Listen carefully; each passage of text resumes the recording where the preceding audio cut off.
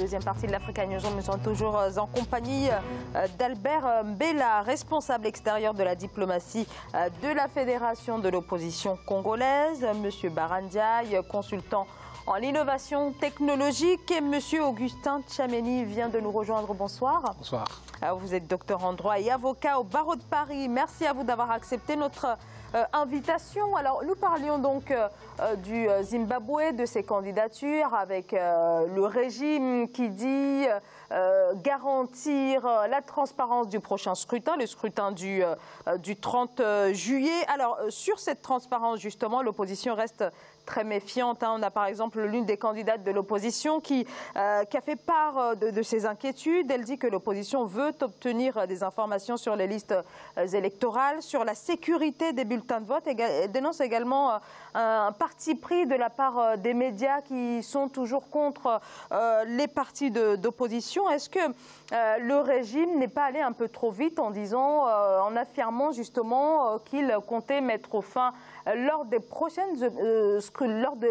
scrutins aux anciennes pratiques, notamment en matière de pendant les périodes, voilà, au niveau des fraudes et voilà toutes ces pratiques contestées au cours des précédents scrutins? Alors cette question, elle est un peu rhétorique, dans la mesure où on ne peut pas s'attendre à ce que ce régime qui est déjà en place dise le contraire. Donc ils ne vont pas annoncer d'avance que les élections seront fraudées. Ah, c'est sûr, mais la question c'est de savoir est-ce que le régime n'est pas allé un peu trop vite. En assurant que les élections seront transparentes. Oui, mais tout en sachant qu'il y a quand même un certain nombre de choses qui n'ont pas été réglées, notamment les fichiers électoraux.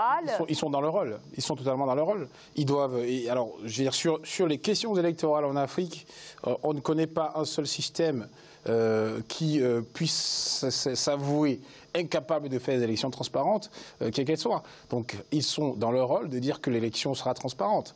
Donc, ça ne me surprend pas du tout. Maintenant, à savoir s'ils seront en mesure de le faire, évidemment, ça, c'est toute autre question. Mais moi, je pense. C'est ça la question que j'ai posée. Alors, ça, évidemment, on peut pas faire de procès d'intention, même s'il est vrai qu'il y a des éléments qui sont assez troublants sur le fichier électoral, etc. Mais je veux dire que, une fois de plus, on a déjà vu dans le contexte africain des élections se tenues dans des conditions tout aussi similaires, mais qui ont eu non seulement l'approbation de la communauté internationale, mais aussi la validation par les conseils constitutionnels respectifs. Donc, de ce point de vue-là, il est difficile de faire un procès d'intention alors même que les opérations électorales n'ont pas encore eu lieu. Mais alors même que les opérations n'ont pas eu lieu, il y a déjà des contestations, Barandiaï. Effectivement, moi je pense que le doute commence à s'installer. Le doute s'installe, pourquoi? Parce qu'on sait que la ZANU-PF, toute la bande de l'anciennement Mugabe, aujourd'hui Emerson Mnangagwa, maîtrise carrément les différentes facettes du pouvoir et du système zimbabwéen. Moi j'aime bien le challenger Nelson Chamisa, parce que comme je l'ai dit encore une fois, il est jeune, donc il a fait Polytechnique, c'est un enfant du pays qui a fait ses études dans le pays même, qui n'a pas été en Angleterre ou aux États-Unis comme le font d'habitude certains dirigeants africains, en tout cas issus de grandes familles. Il a été nourri au lait de Morgan Tsvangirai, qui était l'ancien opposants décédés. Aujourd'hui, je pense qu'ils peuvent aller quand même dans le système de vote électronique. Parce que quand on commence à garantir en se disant, pour éviter ces procès d'intention dont vous avez évoqué à l'instant, on peut se dire, faisons comme la RDC, tentons le diable, essayons de dire qu'on va mettre en place les votes électroniques, des machines, il y a de l'informatique derrière. Machines à voter. Exactement, et on saura que ce sera plus ou moins bien géré. Parce qu'on connaît la problématique de l'Afrique. Je comprends parfaitement votre question, Zahra. C'est qu'il y a des zones reculées où la commission électorale indépendante d'habitude et les observateurs internationaux ont du mal à accéder, et qu'il n'y a que les grands partis qui ont des représentants dans certains bureaux de vote. Les PV de vote ne sont pas transmis à temps après la clôture, la fermeture des bureaux de vote. Toutes ces problématiques de logistique, notamment, et informatique quelque part, font que les élections en Afrique, malheureusement, sont sans pour autant faire un mauvais procès. Je suis entièrement d'accord avec vous, mais la seule chose que je voudrais dire, c'est que si on passe sur ce raisonnement-là, il n'y a pas beaucoup d'endroits en Afrique où on pourrait penser qu'on puisse tenir des élections. C'est-à-dire que mettre aujourd'hui des matériaux électroniques, etc., évidemment, ça garantit, même pas forcément électronique, mais déjà que ce soit biométrie, et la biométrie intégrale. Parce qu'il y a des pays qui utilisent la biométrie sans pourtant s'en soit réellement. Exactement. Donc si on part sur ce registre-là, on va remarquer qu'il y a beaucoup de pays qui ont des difficultés à faire des élections, même à l'ancien système, mais au niveau de la CEDEAO, vous savez bien qu'il y a le passeport biométrique qui circule maintenant. Oui, mais bien entendu. D'ailleurs, ça se fait. Mais sauf la CEDEAO, on va peut-être en parler tout à l'heure, l'UEMOA, la CEDEAO est une organisation internationale qui peut avoir les moyens qu'un pays comme le Togo, par exemple, le Bénin ne pourrait pas avoir tout seul. En revanche, là où je pourrais comprendre ce raisonnement, c'est de dire que la CEDEAO pourrait effectivement se prémunir d'un système, d'un fichier ou bien des exigences de ce point de vue-là et mettre à la disposition des États le matériel adéquat. Mais le problème, il est que les organisations régionales africaines, comme l'Union africaine d'ailleurs, sont souvent taxées de syndicats des chefs d'État qui n'ont pas envie de bouger. Donc je ne suis pas sûr que ce soit vraiment le champ de prédilection pour agir. Mais toujours est-il qu'à l'heure actuelle, le Zimbabwe est traversé par le spectre des opérations précédentes, ce qui veut dire que les gens craignent pour la sécurité à l'issue de ces opérations. Mais il faut quand même tenir en compte une chose qui est certaine, c'est que on a affaire à deux candidats qui sont relativement neufs. Je dis bien relativement parce que d'un côté, on a un candidat qui est très expérimenté, qui est le système, et de l'autre, on a une opposition qui est aussi, non seulement est jeune, mais rentre dans le jeu électoral très tardivement. C'est-à-dire que c'est seulement en 2018 et je pense qu'une élection présidentielle se prépare bien plus en amont. Alors effectivement, l'opposition n'a pas attardé un petit peu à préparer la succession de Morgan Tsvangirai. Vous savez, en Afrique, les oppositions, c'est le multipartisme. Chacun veut monter, chacun veut se faire voir et chacun veut prendre sa part du gâteau. Alors que c'est trop tôt, c'est même pas un gâteau qu'on se partage, c'est les rênes en fait, du pays qu'on doit bien gérer et diriger un pays pour le faire émerger. Donc qu'est-ce qui se passe? C'est que les oppositions au premier tour, effectivement, se comportent de façon assez farfelue dans un premier temps, et s'il y a un deuxième tour, j'espère qu'ils auront l'intelligence et la maturité de se regrouper tous autour, en tout cas, de celui qui a le plus de chances, qui est le candidat du MDC. Effectivement, c'est l'aspect très délicat, parce que lorsqu'on voit en dehors le plus ancien qui est là, qui a l'expérience, mais il y a les nouveaux qui arrivent, ils sont 23. Le fait qu'ils soient 23, c'est déjà une raison pour qu'ils ne puissent pas aller très loin. L'idéal aurait été qu'ils puissent se regrouper pour essayer aller vers une candidature commune. Ce n'est pas vraiment rédhibitoire parce qu'au Zimbabwe, l'élection se déroule à 2 tours. Vous pourriez être 100. Les 2 premiers qui arriveront en tête de scrutin vont repartir pour un second tour. Donc, à la limite, ce n'est pas gênant. Il y a des pays... en tout cas, s'ils faisaient candidature commune, ils pourraient aussi faire valider leur candidat dès le premier tour. À supposer qu'il parvient à dépasser 50%, ce n'est pas évident. Donc, ça, c'est quelque chose d'exceptionnel qui n'arrive que très rarement. Mais je veux dire que les gens, on est dans des pays dont la démocratie est nouvelle, les gens veulent s'essayer, les gens veulent tenter l'expérience, donc ce n'est pas forcément mauvais. Là où c'est très inconvenant, c'est des pays comme le Cameroun par exemple, où on a une élection à un seul tour, ce qui veut dire que vous pourriez être 200, 300, ça n'avantage personne, si le scrutin est transparent, même pas l'équipe qui organise. Barandiaï. Oui, on va se dire que le Cameroun n'est pas le meilleur exemple dans ce cas. Parce non, bien entendu. Je suis d'accord avec vous sur en fait, la jeunesse des candidats. Mais moi, je me dis aujourd'hui, monsieur, on va dire, Emmerson Mnangagwa, c'est l'ancienne école, d'accord, c'est la colonisation, on les respecte, on doit prendre conseil chez eux. Mais il a 75 ans, vers un autre mandat, on va vers 80 ans. Je ne le discrimine pas. De la même manière que son adversaire à 40 ans, on aurait fait l'élection, il a 40 ans en février, on aurait fait l'élection en janvier, il n'aurait pas été éligible parce que il faut avoir 40 ans minimum pour pouvoir être candidat au Zimbabwe. Mais donc ça tombe bien. C'est des extrêmes. Mais 40 ans ne veut pas dire jeune. Vous voyez le président Macron à 40 ans. Et là, c'est un des leaders européens. Vous allez me dire que je suis d'accord avec vous que la limite est trop élevée. Mais il faut savoir que quand on est dans un pays où le président qui a été mis à la touche est parti à l'âge de 92 ans, je pense que 75 ans, ça reste jouable. Oui, mais 40 ans, mais coaché par Morgan Tsvangirai, vous voyez, c'est un cofondateur du parti MDC. Donc c'est pas 40 ans qu'il est naïf. À la différence près que lorsqu'on a toujours fait de l'opposition, on a vu chez vous au Sénégal avec Abdoulaye Wade, etc. Exactement. Lorsqu'on a toujours fait de l'opposition, ça ne garantit pas la capacité d'être en mesure de mettre tout de suite en route un appareil d'État. Chose qui est différente lorsqu'on a fait un candidat qui est déjà dans le sérail. C'est peut-être très inconvenant, mais on voit par exemple Macky Sall, c'est plus facile pour lui, un type comme Macky Sall, de mettre en place un appareil d'État qu'un type comme Abdoulaye Wade qui était dans l'opposition. Donc, moi je pense que quand on a 40 ans, effectivement, on part à l'élection pour gagner, mais si on ne gagne pas, c'est beaucoup moins grave que celui qui en a 75.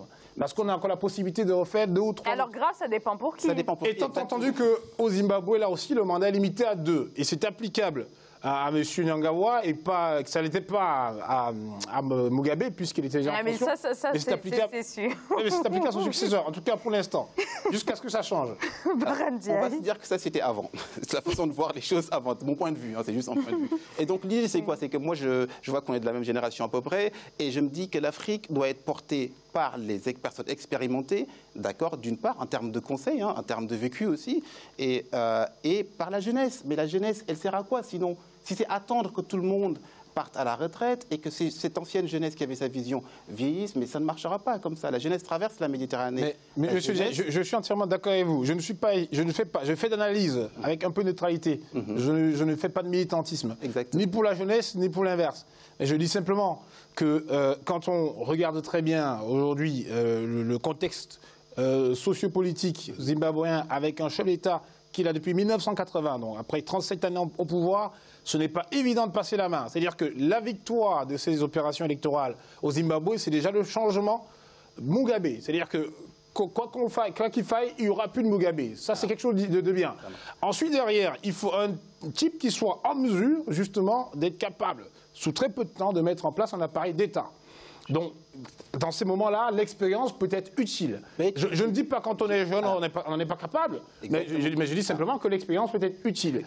Et dans un pays où un type parle qu'il le pouvoir à 92 ans, quand on en a 75, on ne peut pas conseiller qu'on soit hors jeu. Jusqu'à présent, je milite pour aucun parti, sauf que je suis en train d'opposer deux styles, en fait. Deux styles et deux générations complémentaires. J'ai parlé des anciens pour le conseil, en fait, et la stabilité, et de la jeunesse pour la fougue, les idées nouvelles, et carrément le dynamisme. Il était parlementaire avant de se présenter à l'élection présidentielle, il me semble. Il était parlementaire. Bon, se dire que oui, bon, il a quand même une expérience politique. Exactement. Il ne sort pas de nulle part. Bon. Alors, sur la transparence... Ce n'était pas le cas de M. Macron, par exemple. C'était juste pour faire le parallèle. En fait, en réalité, je veux dire, pour moi, la compétence n'est pas spécialement quelque chose qui est conditionné par l'expérience politique de parlementaire, etc. On peut être compétent même à 25, 26 ans. Exactement. Mais l'expérience, en revanche, c'est quelque chose qui peut faire la différence dans des moments qui sont exceptionnels. Et je pense qu'au Zimbabwe, le moment est exceptionnel. Alors pour ces élections, il se pose aussi la question de alors qui pour les financer? On sait que c'est une économie totalement exsangue au jour d'aujourd'hui. Alors le pays a récemment fait appel au Commonwealth. Voilà, le Zimbabwe voudrait réintégrer l'organisation et cela 15 ans après l'avoir quitté. Le Commonwealth qui conditionne quand même ce retour au bon déroulement du scrutin. Est-ce qu'on peut imaginer que cette exigence puisse constituer une forme de pression par rapport au régime, M. Mbela? Je pense que le gouvernement zimbabwéen a dû prévoir des moyens nécessaires pour un peu faire face à ces élections. Mais ce qui est vrai, c'est que lorsqu'il les prépare,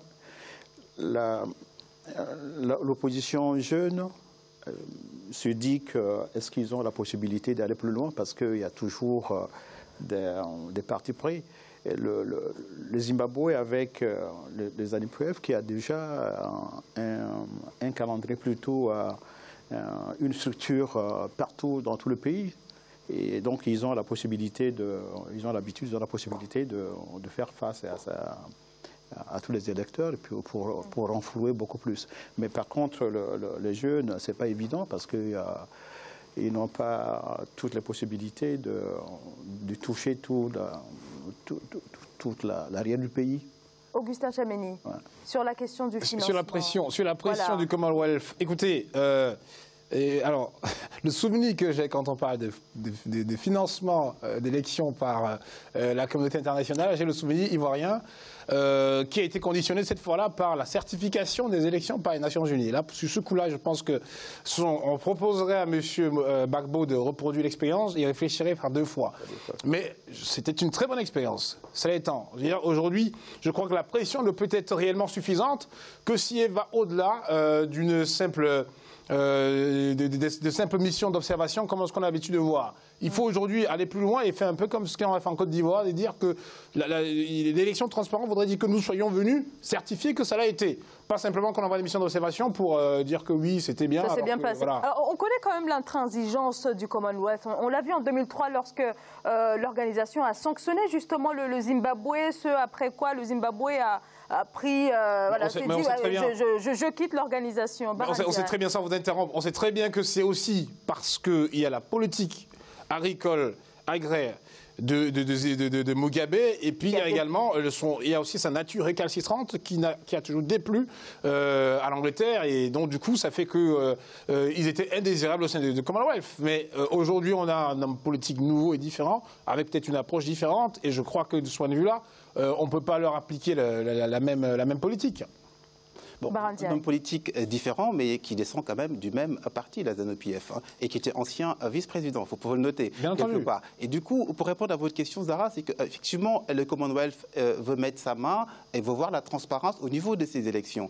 Mais le Commonwealth, c'est ce qu'on connaît aujourd'hui, hein, qui dirige tous ces pays issus de l'ancienne colonisation anglaise jusqu'en Australie.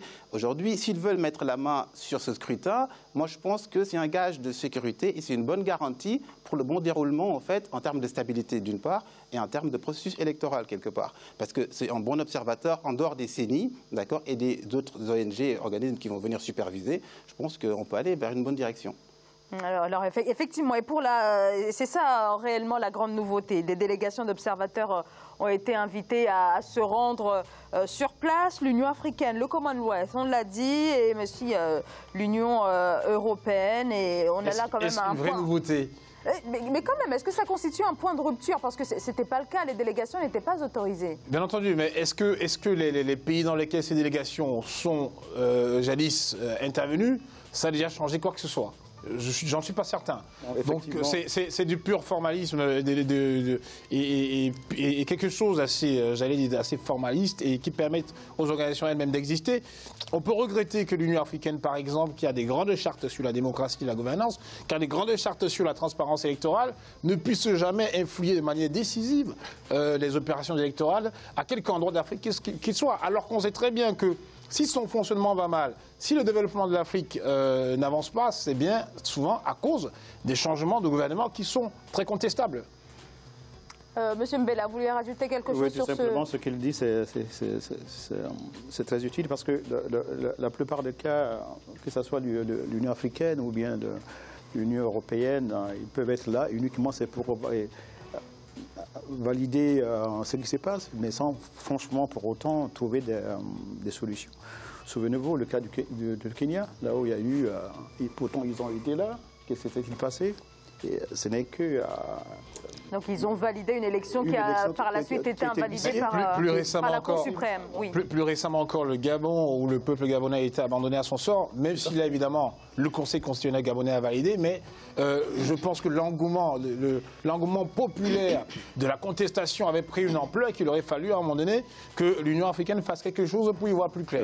Mais néanmoins, ça reste quand même quelque chose d'exceptionnel au Zimbabwe, un vote qui, pour la toute première fois, ne va pas se dérouler à huis clos. Exactement. Moi, je pense Madame, oui, je vous en prie. Ce qui s'est passé chez nous au Congo-Brazzaville, vous voyez ce qui s'est passé. L'élection était tellement viciée, tout n'allait pas. Et l'Union africaine a eu du mal à sanctionner ceux qui sont au pouvoir, c'est M. Sassou actuellement. Donc, le plus souvent, ils sont là uniquement, c'est pour valider quelque chose qui s'est passé en se disant qu'il y a... À défaut de sanctionner, on pourrait s'attendre à ce que ne serait-ce qu'ils examinent le bien fondé des contestations lorsqu'elles prennent une certaine ampleur. Je parle du cas gabonais parce que les Gabonais ont été abandonnés à leur professeur par la communauté internationale. Avec Jean Ping qui était proclamé d'un côté comme étant le président et de l'autre on avait Ali Bongo et on avait le sentiment que le pays était divisé. Mais ce qu'il faut retenir aussi, c'est que là, on parle des pays d'habitude francophones. Moi, j'ai mon point de vue sur les décisions issues de toutes les anciennes colonies françaises. Là, on parle du Commonwealth. Ça, c'est différent. Vous voyez, au Ghana, il n'y a pas eu d'effusion de sang à un certain niveau. Au Nigeria aussi, les élections se passent bien. Moi, je pense qu'il faut laisser un peu de crédit, en tout cas, au fait que pays anglophone. Au Bénin, les élections se déroulent bien et dans une certaine mesure au Sénégal aussi. Donc, au Sénégal, c'est à voir. Il y a beaucoup d'opposants actuellement qui sont en prison et bon, très bien. On verra. Ouais, on laisse le président je leur offrais volontiers la nationalité camerounaise et viendrait l'expérience camerounaise va leur faire changer d'avis. Donc moi je pense que les fraudes électorales, la barbarie électorale qu'il y a en Afrique centrale en particulier est d'un autre genre. Vous voyez le cas du Congo, je voulais revenir, excusez-moi, le cas du Congo, vous voyez, M. Sassou il a eu un suffrage de moins de 8%. Moins de 8%. Comment vous pouvez l'attester, ça? Nous avons été tous dans les bureaux de vote. Et puis, madame, laissez-moi terminer, s'il vous plaît. Alors, malgré tout ça, il a traficoté des chiffres pour dire que non, écoute, il a eu 60% contre l'avis de tout le monde. Et ça, tout le monde le sait. L'Union européenne qui a... Et dans ce cas, qu'est-ce qu'il faut faire? Je vous pose la question juste naïvement. Alors, on était quand même sur le Zimbabwe. On aura l'occasion. Alors, vous parlez du Sénégal, le Congo, le Cameroun. On revient sur le Zimbabwe. Et en tout cas, pour ce qui est du Zimbabwe, c'est terminé. Voilà, ce débat-là est terminé. On va parler de toute autre chose dans la deuxième partie de cette émission. Restez avec nous. À tout de suite.